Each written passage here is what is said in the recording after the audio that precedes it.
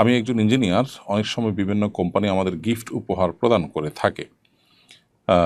এ ধরনের উপহার গ্রহণ করা কি ইসলামের শরীয়তে গ্রহণযোগ্য কিনা? আপনার কোম্পানি আপনাকে যে উপহার দিচ্ছে এটা মৌলিকভাবে নাজায়েজ নয়। উপহারের আড়ালে যদি কোম্পানির কোনো অসৎ উদ্দেশ্য থাকে তাহলে সেটি অবস্থা ভেদে নাজায়েজ হতে পারে।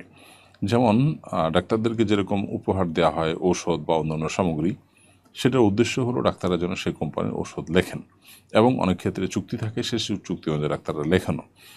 তো রোগীর জন্য যদি প্রপার ওষুধও হয়, তার ওষুধও তিনি সাজেস্ট করেন, তারপরেও কোম্পানি থেকে এর বিনিময় গ্রহণ করা তার জন্য জায়েজ নয়। কারণ তিনি যে ফি নিয়েছেন রোগীর কাছ থেকে, এর ফির বিনিময়ে রোগীর জন্য উপকারী পরামর্শ দেওয়াটা এমনিই তার কর্তব্য। তার নিজস্ব কর্তব্য পালন করে তিনি অন্য কারোর কাছ থেকে আবার পারিশ্রমিক নিতে পারেন না।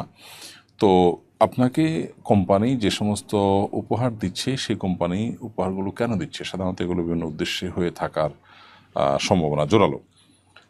তো উপহারের নামে যদি ঘুষ দেওয়া হয় এবং ক্লায়েন্টের লাভ হোক লস হোক, আপনি কোম্পানির জিনিস ক্লায়েন্টদেরকে ব্যবহার করতে বলবেন, সাজেস্ট করবেন, সেই জায়গা থেকে আপনাকে যদি ঘুষ দেওয়া হয়, তাহলে সেক্ষেত্রে উপহার দেওয়া হয়, সেটা উপহারটা ঘুষের পর্যায়ে চলতে পারে।